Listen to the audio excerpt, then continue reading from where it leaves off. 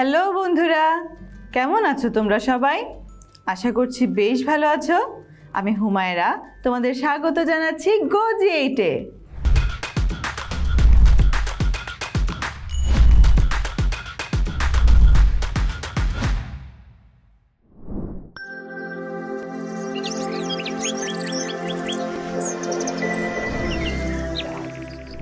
বন্ধুরা, আজকের পর্বে আমরা একাদশ দ্বাদশ শ্রেণীর রসায়ন প্রথম পত্র বইয়ের চতুর্থ অধ্যায় অর্থাৎ রাসায়নিক পরিবর্তন নিয়ে আলোচনা করব।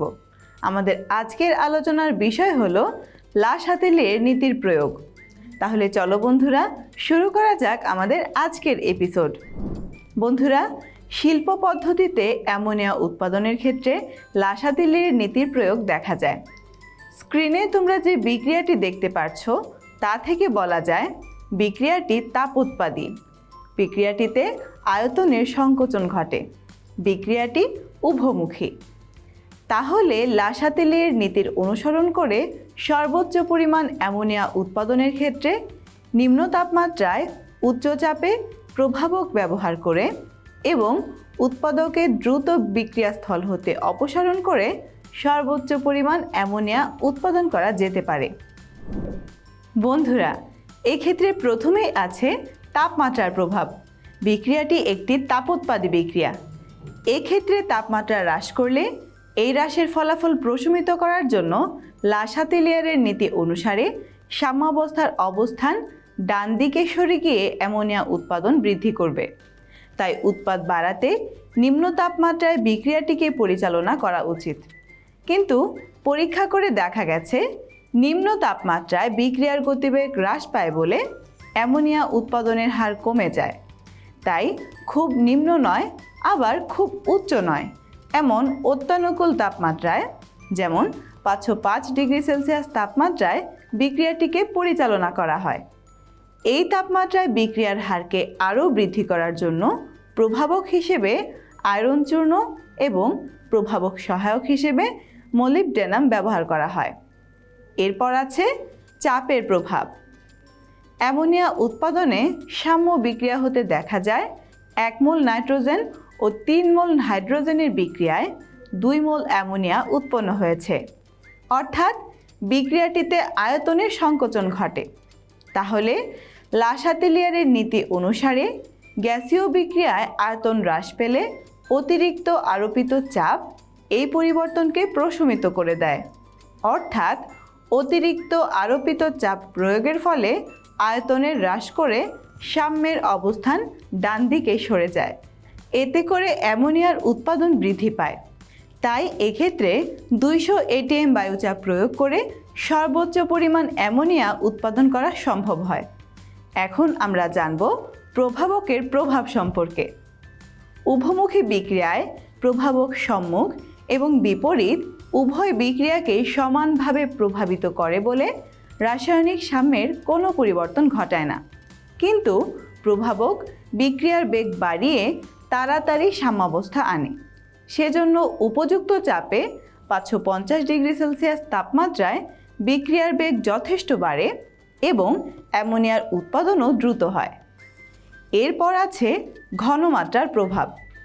লা শাতেলিয়ারের নীতি অনুযায়ী বিক্রিয়ক পদার্থগুলোর ঘনমাত্রা বাড়ালে এবং উৎপাদ পদার্থের ঘনমাত্রা কমালে সম্মুখ বিক্রিয়া হয়।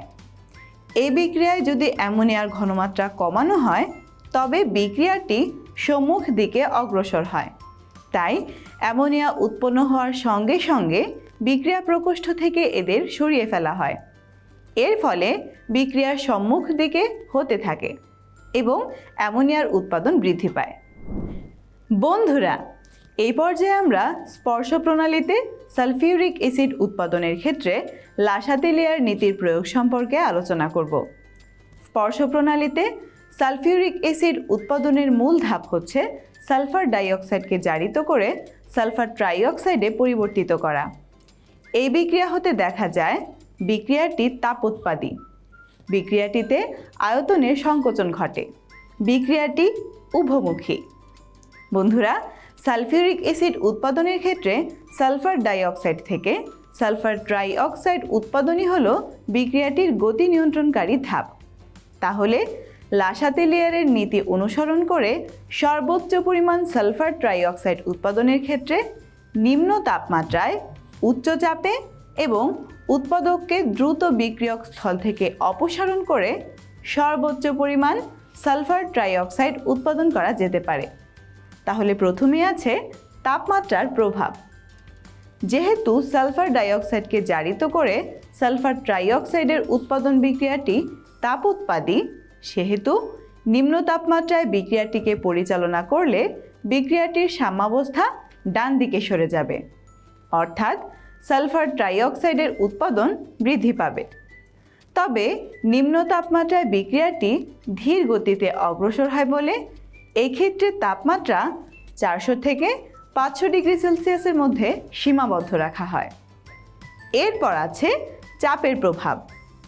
সালফার ট্রাইঅক্সাইড উৎপাদনের বিক্রিয়া হতে দেখা যায় 2 মোল সালফার ডাইঅক্সাইড ও 1 মোল অক্সিজেন বিক্রিয়া করে 2 মোল সালফার ট্রাইঅক্সাইড উৎপন্ন করে থাকে, অর্থাৎ বিক্রিয়াটিতে আয়তনের সংকোচন ঘটে। এক্ষেত্রে উচ্চ চাপ বিক্রিয়াটিকে সামনের দিকে নিয়ে যাবে, তাই এক্ষেত্রে প্রায় 1.7 ATM চাপ প্রয়োগ করা হয়ে থাকে। বন্ধুরা, এই বিক্রিয়াটি উভমুখী।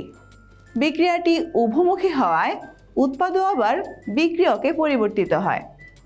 উৎপাদ যাতে বিক্রিয়কে পরিবর্তিত না হয় সেই উদ্দেশ্যে উৎপন্ন সালফার ট্রাইঅক্সাইডকে দ্রুত বিক্রিয়ক স্থল হতে অপসারণ করে নেওয়া হয়। ফলে সালফার ট্রাইঅক্সাইডের উৎপাদন বা উৎপাদনের হার বৃদ্ধি পায়। এটি হলো ঘনমাত্রার প্রভাব।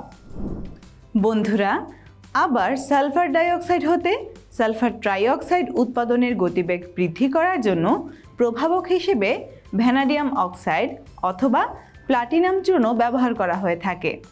এটি হলো প্রভাবকের প্রভাব। তো বন্ধুরা, এভাবে উৎপন্ন সালফার ট্রাইঅক্সাইডকে 98% বিশুদ্ধ সালফিউরিক অ্যাসিডের মধ্যে চালনা করে প্রথমে 100% বিশুদ্ধ সালফিউরিক অ্যাসিড এবং পরে তাকে অলিয়ামে পরিণত করা হয়। বন্ধুরা, আমাদের আজকের আলোচনা এ পর্যন্তই। দেখা হবে পরবর্তী এপিসোডে নতুন কোনো টপিক নিয়ে। আর সেই পর্যন্ত সবাই ভালো থেকো, সুস্থ থেকো এবং অবশ্যই গো জি8-এর সাথেই থেকো।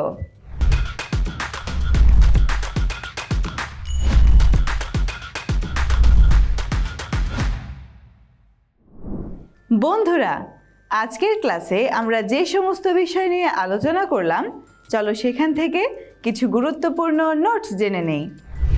200 ATM চাপে ও 550 ডিগ্রি সেলসিয়াস তাপমাত্রায় অ্যামোনিয়ার সর্বোচ্চ উৎপাদন সম্ভব। অ্যামোনিয়া উৎপন্ন হওয়ার সঙ্গে সঙ্গে বিক্রিয়া প্রকোষ্ঠ থেকে সরিয়ে ফেলা হলে বিক্রিয়ার সম্মুখ দিক হতে থাকে এবং অ্যামোনিয়ার উৎপাদন বৃদ্ধি পায়। সালফিউরিক অ্যাসিড H2SO4 উৎপাদনের ক্ষেত্রে সালফার ডাইঅক্সাইড থেকে সালফার ট্রাইঅক্সাইড উৎপাদন হলো বিক্রিয়াটির গতি নিয়ন্ত্রণকারী ধাপ। সালফার ডাইঅক্সাইড হতে সালফার ট্রাইঅক্সাইড উৎপাদনের গতিবেগ বৃদ্ধি করার জন্য প্রভাবক হিসেবে ভ্যানাডিয়াম অক্সাইড অথবা প্লাটিনাম চূর্ণ ব্যবহার করা হয়ে থাকে।